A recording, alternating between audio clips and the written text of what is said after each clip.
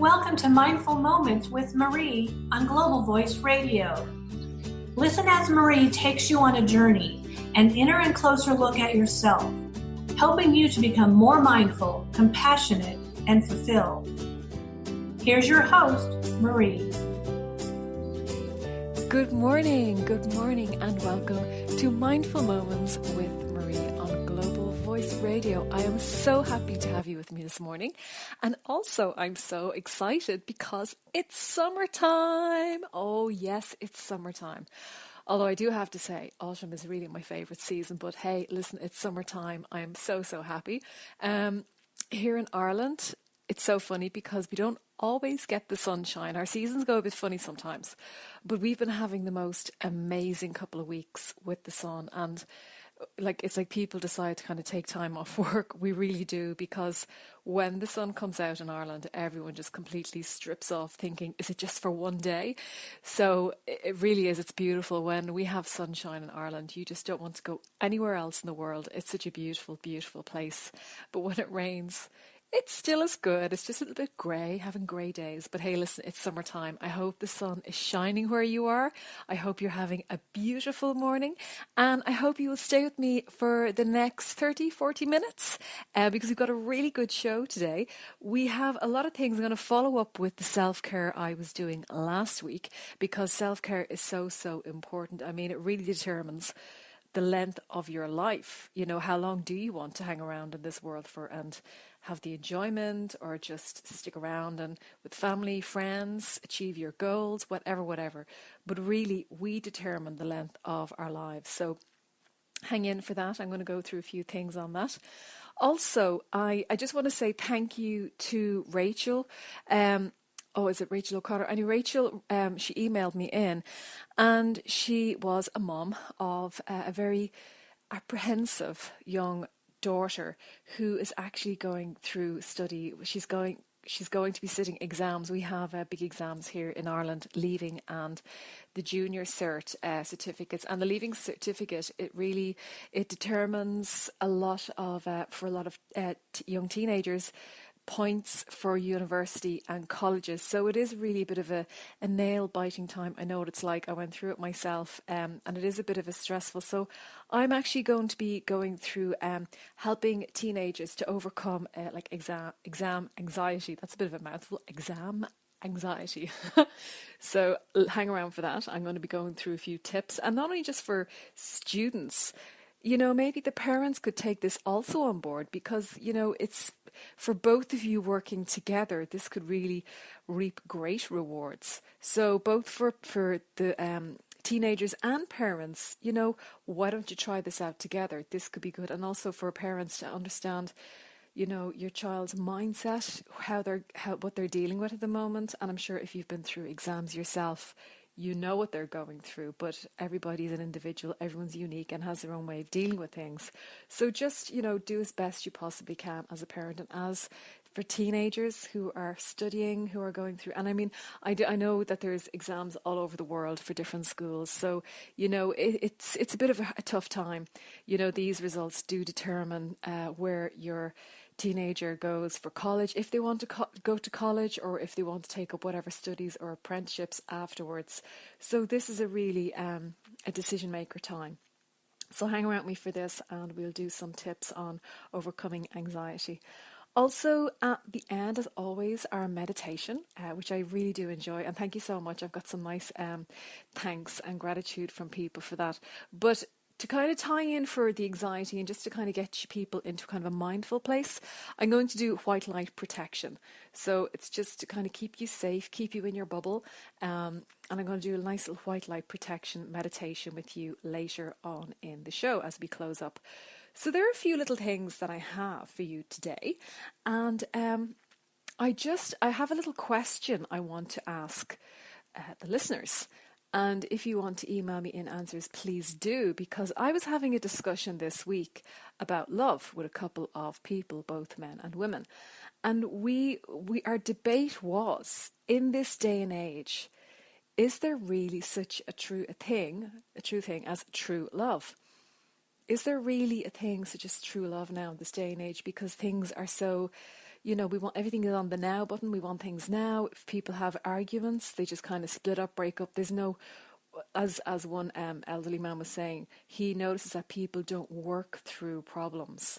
They don't sit down and discuss them. They just kind of forget it and they just walk away. There's a lot of walking away, he was saying. There's nobody sits through an emotional like aggro and try and sort things out. And this man is 48 years married, and sadly his wife has passed away, but he was 48 years married, and he said yes, his life wasn't perfect. He said it was far from perfect, and he says we had our tiffs, we had our arguments, but we actually worked them out. We actually had to understand and listen to each other's point of view to find out where the middle ground was.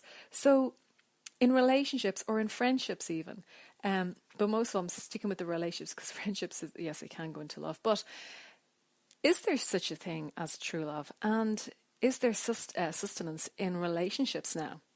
Or are they just kind of in an, like, I'm with you for a while, I'm leaving you, are they just kind of part-time relationships now? Is there such a thing as a depth in a marriage? So if you want to email me in your answers on that, because we will talk about this next week, you can email me your thoughts on healing moments.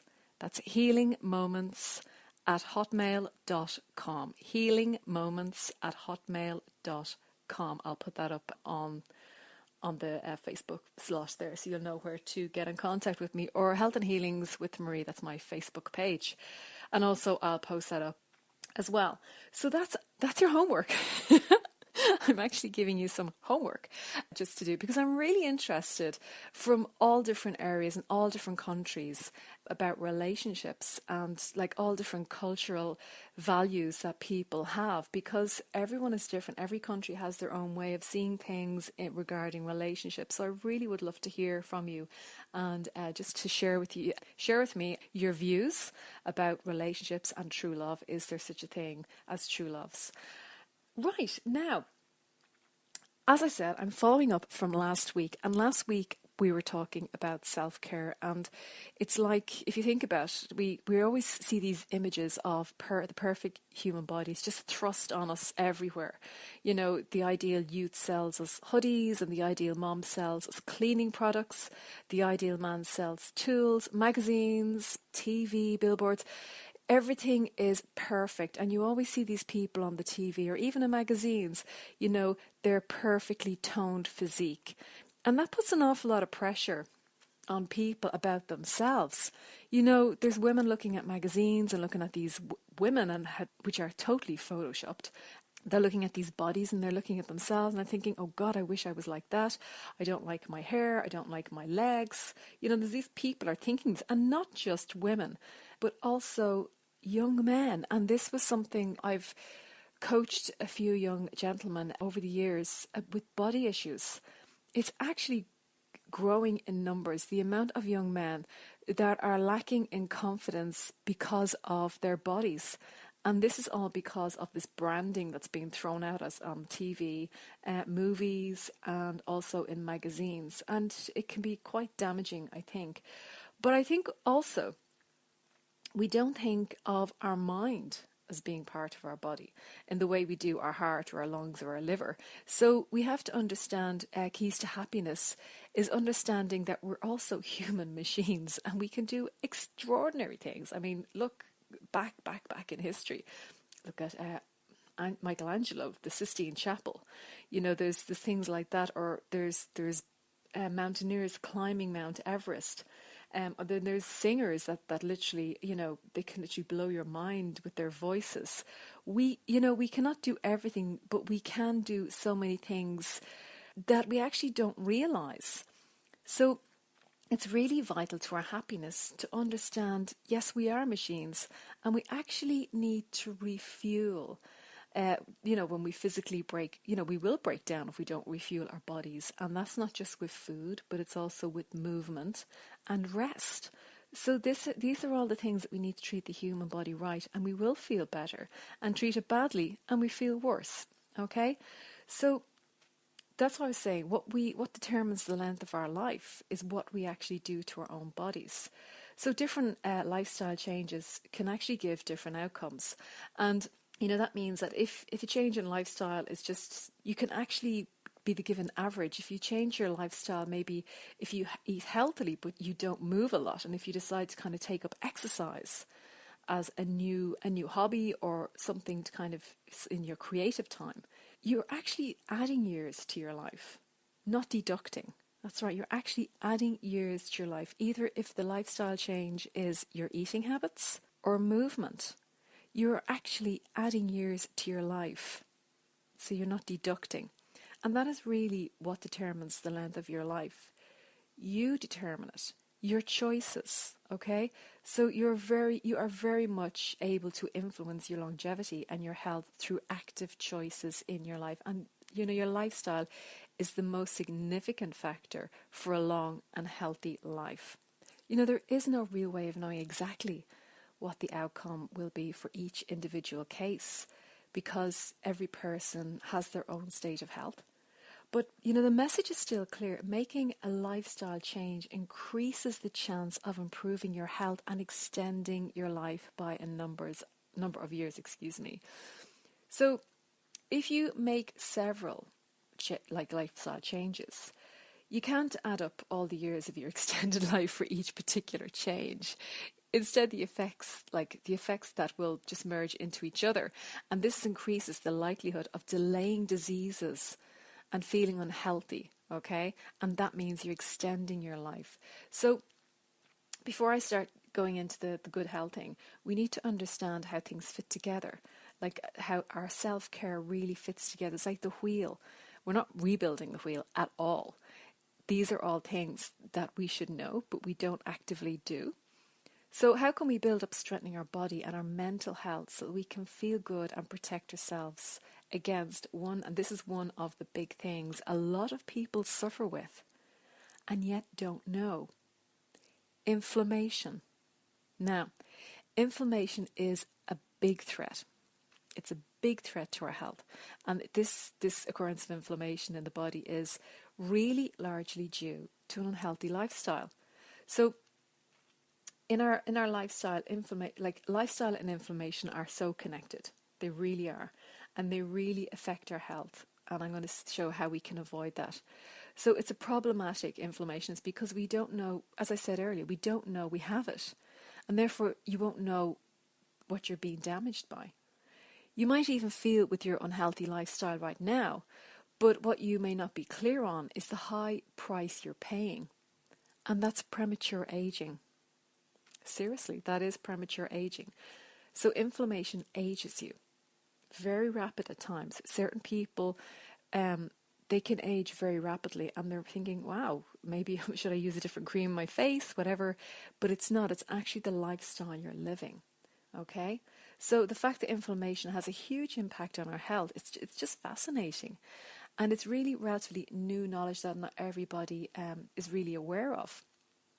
So I'm sure you're thinking, how, I know this could be a new topic or a new word that people may have heard about, or they just kind of let it go over their heads, but they don't even know how this would occur, how inflammation can occur in your body. But it can, it just occurs in various ways, But the main cause, now, I'm not a scientist, and there's certain words that people say and they're going, huh? I haven't got a clue, I don't understand that word. But there's one word I'm going to say. Inflammation can occur in various ways, but the main cause is free radicals. So, okay, I'm just going to explain a little about the free radicals. I know it's a big new word for some people. So when we breathe in, oxygen enters our lungs and it transfers to the blood system, and it's carried off to all the cells in the body. And then the cells that use the oxygen to produce energy for critical functions, to keep us going, this process forms a byproduct called free radicals. And the body is able to use small amounts of free radicals, but an unhealthy lifestyle creates too many of these. And these electrically charged substances then go on rampage, and they damage cells in the body and they cause inflammation. And all cells are very vulnerable to damage in tissues, blood vessels and various organs, and our immune system also suffers. The whole thing with an unhealthy lifestyle increases, as I said, these free radicals. And the two main things it can do is damages our immune system, it weakens our bodily functions, and damages blood vessels and organs. And as these are getting damaged, so if you can think of if your immune system is dropping down and your blood vessels and organs, they're being damaged consistently, inflammation builds up in your body, and this just increases risks for many things like dementia, cancer, heart attack, stroke, diabetes, Parkinson's, multiple sclerosis, infection, etc. So that's really what the long-term inflammation causes, okay? So that's caused by the free radicals. And the immune system fails, and bacteria, as I said, bacteria, viruses and all that, they just spread. So this damage to our immune system, it really does cause a lot of things, and it causes rise to, as I said, different disease. And the one thing that a lot of people could be aware of is, especially in their bones, rheumatic pain, and on their skin, psoriasis, and bowel disease, IBS. These are all little things that, you should be aware of for inflammation. So how do you boost your health? It's quite easy. It really is. And I just want to say that many of our most common diseases have the same root cause, and that's inflammation. So I'll just wrap this up here on how to boost your health and combat inflammation, because it's quite important, this. So choosing a healthy lifestyle, it boosts your health and also stimulates self-healing, because our bodies are healers. Our body is self-healing, goes through its own self-healing process in various ways, and it just combats the occurrence of these harmful effects of inflammation. So as I said, it's about, we determine the length of our life, and we decide through our lifestyle which path you want to take towards better health. So we'll go through a few points I thought about. So if you build up a powerful immune system through a health-promoting and invigorating lifestyle, that's so important. I actually learned so much more about this. I'm a certified holistic health coach, as I study with the IIN in New York, and it was the most amazing college I learned so much from. I'm so thrilled that I actually did that. And there's a few points if you want to see us speak about later on my website. So also reduce the production of free radicals through a preventive lifestyle. So that means like moving about. Have either two things you could change, and that's your eating habits or your exercise. And then there's also, going out, getting fresh air, keeping hydrated, all these different things, and building up this powerful immune system. There's many different things you can do. As I said, it's have a healthier lifestyle. Having a healthy lifestyle just means living in a way that significantly reduces the production of these free radicals, and also the damage to our immune system, our blood vessels and organs. And it's all about, as I said, a better diet. And I hate using that word diet, but eating better, moving better, being active, because we are actually movers. We weren't born to stand still. We were never born. I said that last week. We were never born to stand still. We were tribal people. We were out moving. So people that are basically not moving, you're actually causing more damage to your body than you actually know. So healthy lifestyle, healthy immune system, healthy blood vessels and organs, it reduces inflammation, and it really does protect against most common diseases. So I want you to improve your health and start today. And this is really important. If you've had or have an unhealthy lifestyle, forget what you did before. If you had an unhealthy lifestyle, forget what you did before. The important thing is what you do now.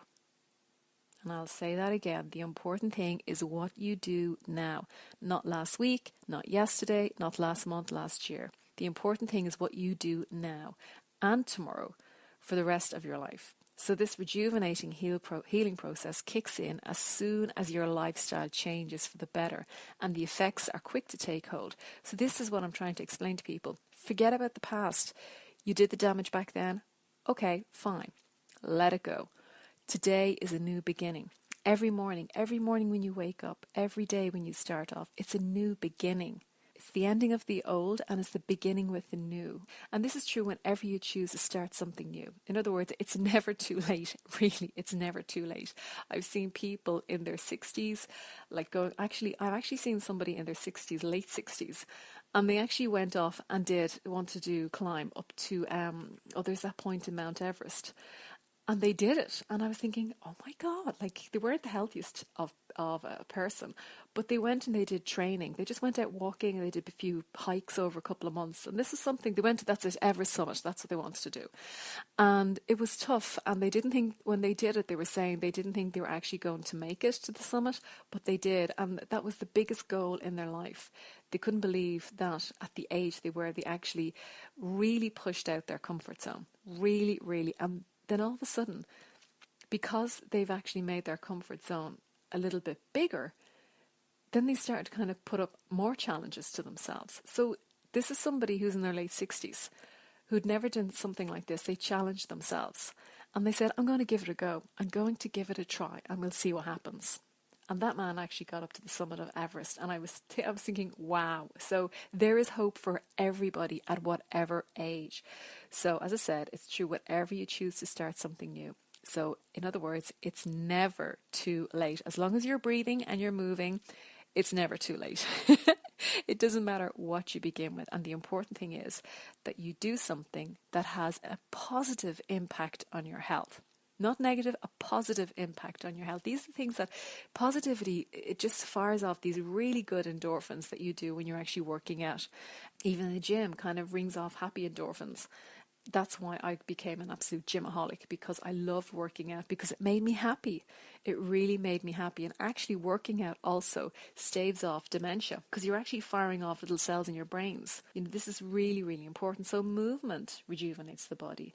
And as I said earlier, we're designed to move. So we've got to keep our bodies active. You know, it really has so many positive effects on our body.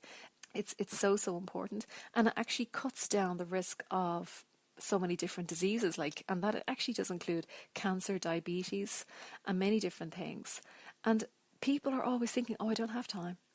I just don't have time for exercise. So if you don't set aside time for exercise today, you'll need to set aside even more time later in your life for being ill. And being ill costs money.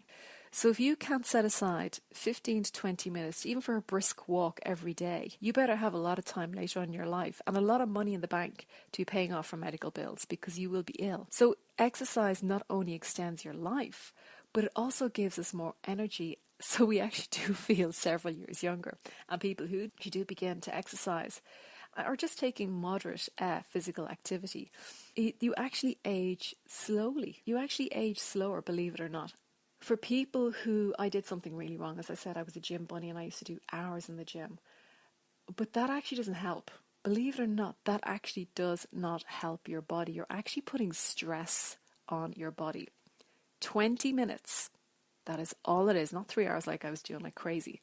20 minutes a day. It could be going out for a walk, going for a swim. If you swim, oh my gosh, so many people I know, as a health coach, so many people I know, clients, and they oh, I don't have time for the gym. And the one thing I would ask is, can you swim? And they were thinking, oh yeah, I can swim. Go to the pool. If it's first thing in the morning or in the afternoon or in the evening, go for a swim, because a swim is a full body workout. A full body workout. And also if you're dealing with stress, water is so relaxing. And if you're having a few issues at work or at home, you can really hit the water with your fist, because you're not hurting anybody and you're taking the aggression out of your body. You're just putting it into the water. You're slamming down the water so hard.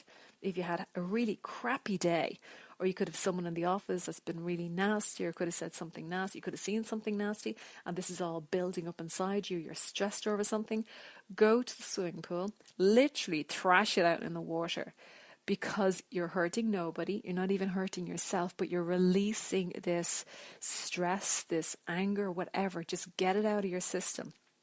So we're not smashing plates and we're not smashing windows, we're hitting the water, and we're literally swimming and moving, shaking it off our whole body. And I really do recommend, if you can swim and if you're getting all wound up about stuff, please do go for a swim. Please do, because water is the most amazing thing ever, and it's a great detoxer inside and outside. So there you go. That's my little tip for you today.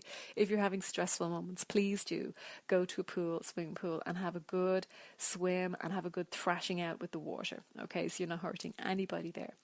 So it really is important. That's what I won't go on too long because we may do the movement, a bit more about the movement, but that's one of the big things. So I'm going to talk about getting the body right next week because I've got a few things I need to cover and I'm just watching my time. As always, I don't want to go over. So my show is going to be a little longer this week than last week. This one is important. I was talking earlier on about exams. So I know here in Ireland we have the big exam that's coming up right now, and that's our leaving certificate. So this is the exam that determines for students whether they're going to get places in universities and colleges. And also this, I don't know, in many different countries, if you have your exams, end of year exams now, or have you already had them? But what I'm going to be doing, because I had lovely lady sent me an email and she was saying that one of her children is having moments of like worry about coming up to the exams, which are very, very soon. If they haven't already started now, I'm not too sure. But I know that if they haven't started now, it's next week that they're starting. So, exam anxiety. I mean, I just do this quote here. And this is from Mark Twain. He says, I've suffered a great many catastrophes in my life, but most never happened. Okay, and everyone feels nervous before an exam. It's normal. Like you get the butterflies in the stomach. Will I be able to answer the questions? Oh my God, I'm just remembering my exams. Have I done enough preparation? These are all the things that pop into our heads. So I'm going to try and help you overcome this exam anxiety. So a certain amount of exam anxiety keeps us actually energized, motivated, alert and focused. I know this sounds really strange, but it actually does. It keeps you on your toes, really. But too much of this can interfere with exam performance by blocking our recall or our thinking abilities. And you might get those mind blocks at times, and this is the worrying part for a lot of people. So by fostering negative frames of mind or even like promoting these panic reactions, these are the things that really worry a lot of students coming up to exams. Okay, so some people wouldn't understand. Well, I'm not saying that everyone, but like anxiety comes in different ways, different reactions. We can feel apprehension, or tension is a big one, or just simply uneasiness. So anything that it's really perceived to be a threat or an anticipation of danger. So if we're going to believe something important to us is being threatened, we actually do overestimate the threat and we underestimate our ability to cope with it. Or to underestimate the resources we have available to cope with it, that's when we start to feel anxious. So exam anxiety often involves apprehensions to performing our levels, at our own levels, below those at which we'd like to perform. So we're actually doubting ourselves. It's a huge thing. It's a huge thing for a lot of people that either they're underprepared, they've crammed, overprepared with maybe a bit of lack of confidence. We're actually thinking, oh, I'm not going to get through this. And the type of anxiety may be a product of our, like, as I said, underestimating our abilities to perform. I just want to give you a little list what it's a bit of a mouthful, this exam anxiety can result in. Okay, I said earlier on, this would be also good for parents as well to understand like what your children are going through. I'm sure you've all been through the exam tensions and nervousness. So your physical indicators: perspiration, sweaty palms, or feeling too hot or cold. Another one, which is a big thing, is headaches. Always the upset stomach, okay, or the nausea, which is really before the exam or maybe the night before the exam. Also, a rapid heartbeat, sometimes dizziness. And this was for, I remember there was a woman who said before her daughter used to get up, like she'd be studying and she'd be standing up very quickly and she'd get all dizzy. So these are the things you'd be mindful of. And muscle tightness. So there's 4 different indicators. So the second one is emotional, and that's really the feeling guilty, angry, depressed, or unsure. And all these indicators are basically about, have you either crammed before the exam? Have you basically dossed your way through the year, not taken heed of time when to study, or you've actually done too much study? But then again, there's a lot of teenagers who've prepped plenty enough, but they still haven't got that confidence in themselves, so they feel that they're still not good enough. So there's always that I'm not good enough factor in there. In that, there's for as I said about the feeling guilty or angry or depressed, it's really because of your behaviour, and that's the procrastination and avoidance. The excess study, over under eating or poor nutrition, huge factor. If you undereat, your body isn't going to work right. And if you overeat the wrong stuff, again, your body's not going to work right, and neither will your mind. Sleeping too much or too little, fatigue or inability to relax, and then sometimes, and I have to mention, like alcohol or drug misuse. I mean, drugs are available whenever they need them; they can be found. Unfortunately, this is just a known fact. So I hope that for most parents that their children aren't dabbling in any drugs or stuff like that, because it's such a dark road to go down. Cognitive behaviours: negative or defeating self-talk, excess worry, difficulty with concentration or focus, difficulty in retrieving or selecting key terms or concepts, and difficulty in organising or expressing your thoughts. Huge one is going blank on the exam questions. God, I know those moments.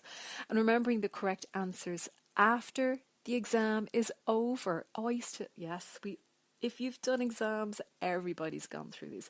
So these are all the different factors and indicators where anxiety lies, when you're coming up to exams, as a lot of students are at the moment. So there's a couple of things that can help reduce the exam anxiety, and it's just to kind of help reduce it and turn those uncomfortable, unhelpful thoughts and feelings and behaviours. If you have a few weeks before your exams, okay, I know I was going to say I won't, but I will actually go through a few study habits. So this isn't the night before kind of stuff. So here we go. Study so you may recall material even when you're stressed. Like, have a few PowerPoints on things. If you highlight a few keywords are great when you're trying to remember certain things. Learn to concentrate on material that you're studying. So generate questions from textbooks or your lecture notes. And again, as I said, this is so important. Keywords. Focus on keywords and concepts. That's what helped me a lot. Make charts and outlines that organise information. And when you're studying, please do take short breaks just to refresh yourself. Every 40 minutes. That's why, if you can think of the times of your classes, the length of your classes in school, just do your study like you're doing a class time, and take short breaks after, so your head gets a bit of a rest, your body, go out and shake it off, do a stretch, get some water. And this really ties in with learning and practicing good time management habits. And also try to avoid procrastination, especially if it's coming up to exams, because too frequent daydreaming and unproductive time filler activities. So get off the phone, get off the Facebook, please do. Stress reduction. So practice methods of relaxation and stress reduction. You can either listen to relaxating music. I'm actually getting stressed thinking about this. I really am. I'm actually getting stressed thinking about these exams coming up. I'm actually going into this exam. Oh my God, fear mode. But listen to relaxing music. Not not videos. Just simply music. Close your eyes and just listen to some music. Okay? You want to tune out, close your eyes and just tune into your body. So important. Meditate. There's many apps that you can use on your phone. Just tune in. You could be a spoken word you need to listen to, or it could be just music, one or the other, but just zone out, even if it's 5-10 minutes, just to come back to yourself. Now, healthy living. Please practice good nutrition and maintain regular exercise. It's so important. You're putting good fuel into your body. You're going to get results. Your body's going to really give back out what you need, okay? You got to create a balanced schedule that include, as I said earlier, breaks, exercise, and also social activity. Please keep in touch with your friends. How are you getting on? How's the study going? Go out, go for walks together. Even if you don't want to meditate, go for a walk, go for a short walk, ring up a friend, say, listen, do you want to go for a walk? And we just talk over our study, what we've been doing. You can actually do that. Go for a walk with a friend who may be studying the same subject. Walk and talk out questions. You can either ask each other questions about certain things, probe each other, to kind of remember things in your head, or so you're kind of prepping for exam. Do a little kind of a prep talk walk, okay, with your friends. Please sleep well. So important. Sleep is so important. Please try and get some sleep. As I said in one of my programs before, 15 minutes before you go to sleep, just listen to some meditative music, relaxing music, just something to help you wind down. And really try and set realistic study goals for yourself. And also the most important thing, and it is the most important thing, no matter how much you've done or how little you have done before your exam, you can only do your best. And I really mean that you can only do your best. So don't get too worried. I'm going to run through this. It's on the day of the exam, so you're preparing. Please have a great breakfast. Really, please try and have a good breakfast, because the last thing you need is getting into your exam first thing in the morning and your stomach is going off. Breakfast first thing in the morning. Don't go crazy on the caffeine, because you might feel a bit lightheaded or jittery on the day of the exam, and you don't need any extra stimulants to get you going. Please arrive at the exam location early on time, and choose a comfortable seat that's away from any distractions. So when you're relaxing before the exam, as I said, an hour before the exam, take a bit of a chill out time. Don't do any last minute cramming, because this really does cloud your knowledge and what you've done. Avoid classmates. Sometimes that could upset your composure, like by wanting to chat or go over last minute information. That can really muddle up your head with your focus on what you're going in to do. And if the anxiety increases while you wait for your exam to begin, use a relaxation and visualization methods, or distract yourself by thinking of your after exam plans, or find a mantra. Find a mantra that you can say, and say it again and again and again. Something that you feel comfortable with, okay? So reflect on whether what you experience could partly be excitement rather than anxiety. Indicators of excitement are just as identical to those as anxiety. So don't be feeling worried about the exam. Maybe you're feeling excited. I know it sounds strange, but you could try it. Quick run through during the exam. I'm racing through this because I feel I'm doing the exam with you. First impressions: read the directions first, review the entire exam, and then read the directions again. But really think of this exam as an opportunity to show off what you know. Okay, really, you're going to show off your intelligence here. Organize your time efficiently, okay? Work on the easier portions of the exam first, and this can really increase your confidence and reduce anxiety, and pace yourself throughout the exam. Okay, just check and see if you're rushing or getting behind, okay? Essay questions. Really construct an outline to organise, so avoid rambling, repetition or missed information. And short answer questions. Answer only what is asked. Really, only answer what is asked and keep it short and to the point. Multiple choice questions, read all the alternatives. And then eliminate those that are incorrect. And always watch for qualifying words like only, always and most. And sometimes when you've got a difficulty with a question, show the material that you do know. Okay, just show the material you do know. And if you think you're unable to finish the exam, concentrate on those portions that you can answer really well. That's the key. Answer the ones you can answer so well.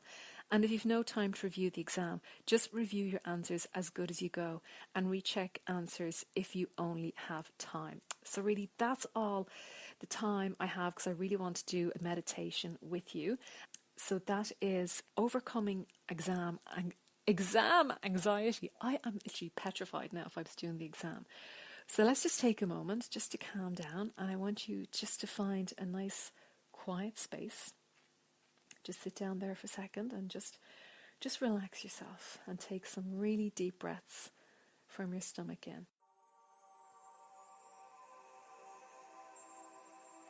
In order to invoke the divine presence as a white light,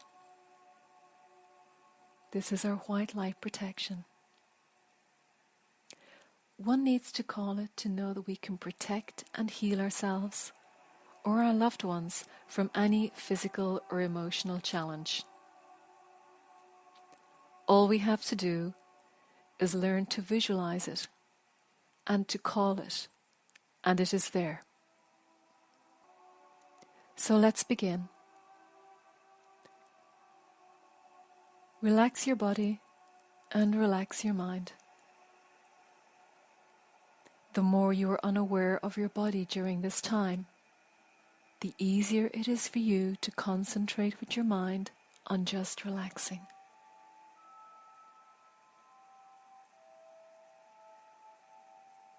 Take a deep breath and hold it for a moment and slowly let it out.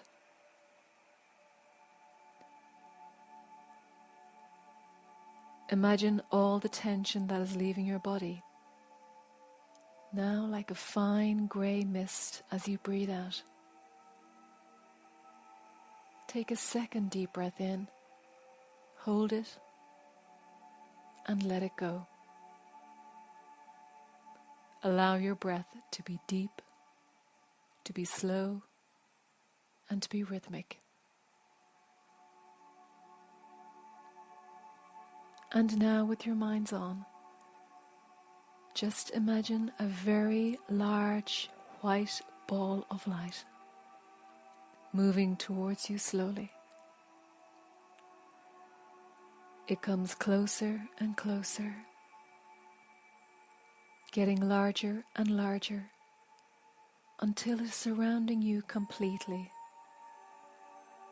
covering you completely like walking into a cloud. It encourages you to let go of all your thoughts, all of your emotions. Just totally, deeply relax. From the tips of your toes to the top of your head, relaxing. Being more and more fully relaxed. And just concentrate on the beautiful cloud of white, all-consuming light.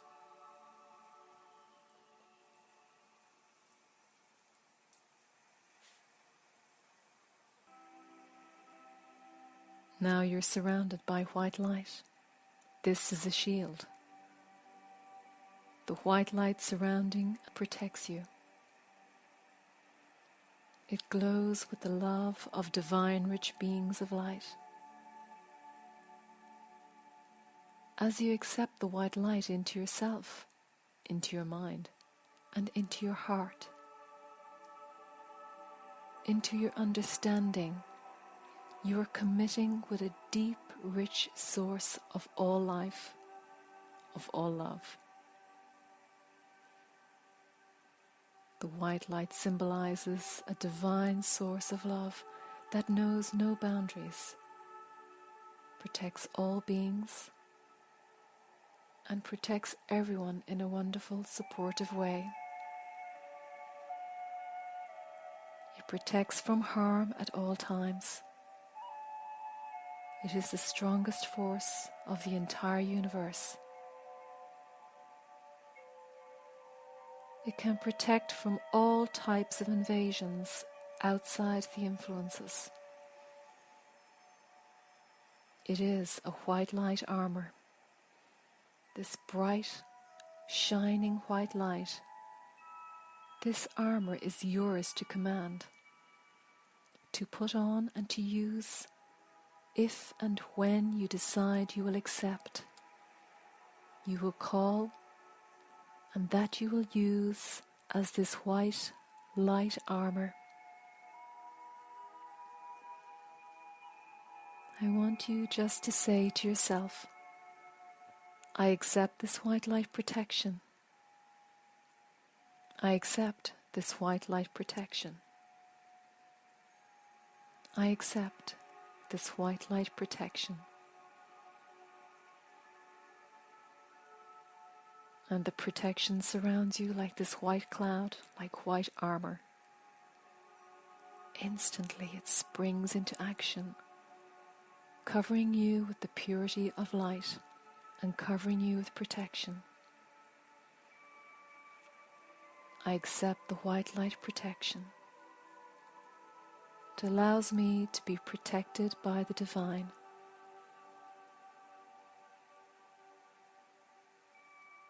Now visualize your loved ones. See them in your mind's eye. extend that beautiful cloud, that white cloud, that white armor out to every one of your relatives, of your friends, your loved ones.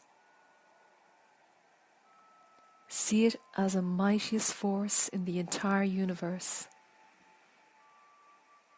The most radiant white armor around them, protecting them, forming an invisible wall of protection. It protects your loved ones against any form of bad thoughts, negativity, worry, or anything that could hurt or harm them. It supports, loves, and protects them completely. Visualize that light swirling around them and having been called into place at this time. It creates a beautiful, supporting, loving armor of protection. And should you have a friend or a loved one that needs any form of healing, whether it be emotional support or physical support, you may now just imagine, just visualize that person and send a beautiful white floaty cloud of protection out to that person. See a glow of white light encompassing them. Divine loving blessings surrounding them and assisting them wherever they may be. This white light is swirling around, creating an armor of protection for them, shining, supporting, assisting them, and giving them protection. It protects all who ask. It seeks support and gives divine love to all who ask. You may send this beautiful cloud of white light right out around the entire universe to all the places you feel may need protection, to all people you may wish to send your thoughts of love to, but especially to yourself. Visualize that white floaty cloud, that radiant armor around yourself, around your home, around your possessions, in your workspace, in your travel, wherever you go, wherever you need to be.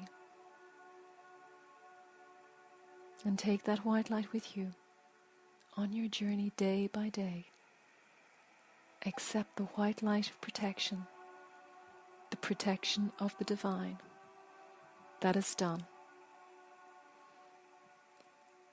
Now slowly, calmly, easily, return to your awareness. And you may feel perfect physically, mentally, or emotionally. You may feel refreshed, as if washed in a cool spring stream, but you will be protected by the great divine white spirit, the great white light of love and protection. And so it is. And if you take a deep breath in and out, and again a deep breath in and out. And if you slowly want to come back into the room, move your fingers and toes and gently open your eyes.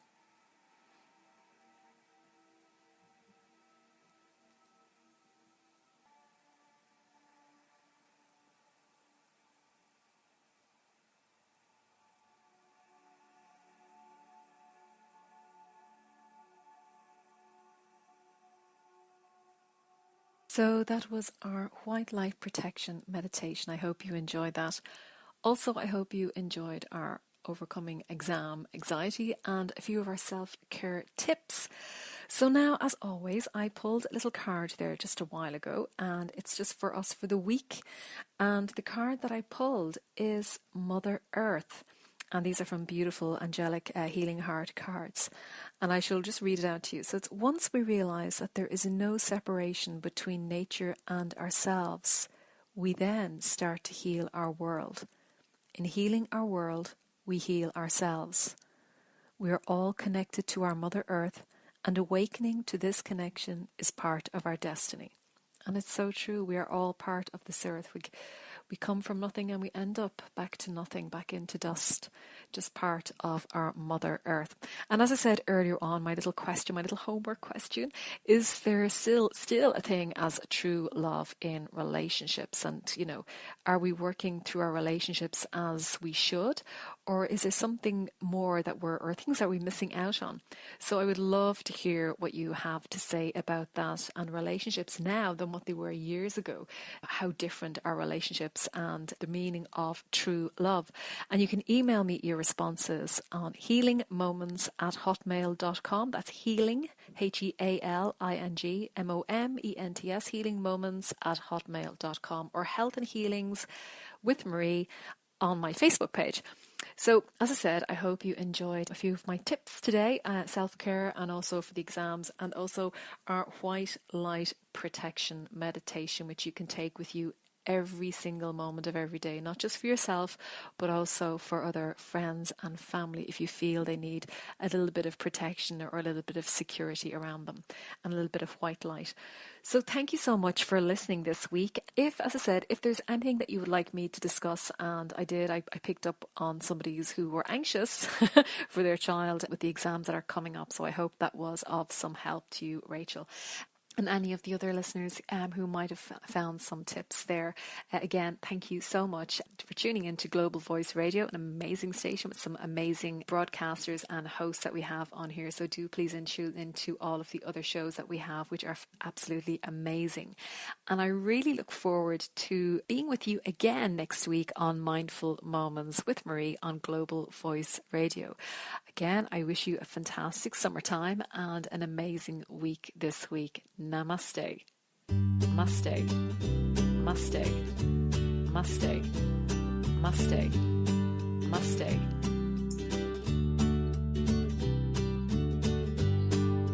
Thank you for listening to Mindful Moments with Maree on Global Voice Radio. Join Maree every Monday at 10 a.m. Eastern on Global Voice Radio.